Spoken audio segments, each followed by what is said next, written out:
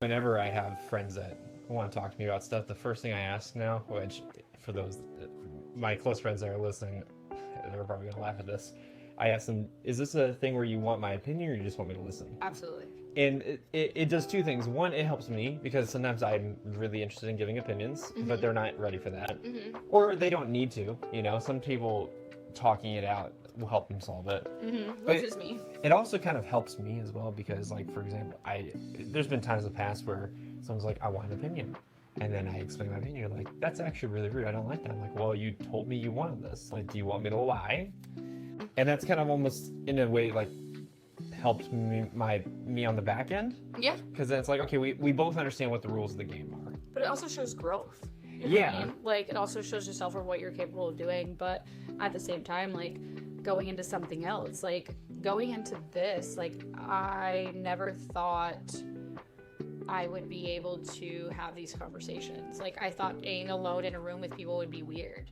Okay. That's why I, like, never really wanted to do it, because I was like, who's gonna save me if I get my foot in my mouth? You know what I mean?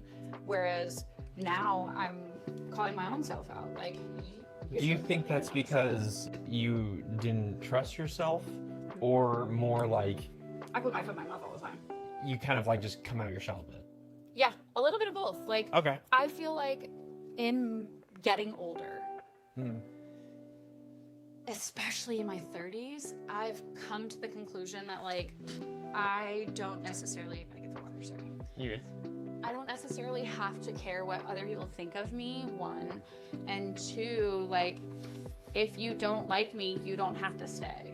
Yeah. You know? And, like, everybody is their own person. And, like, I no longer feel bad for the person that I am. I can't apologize for it. You know what I mean? And I'll be honest, that's a hard one for people to learn.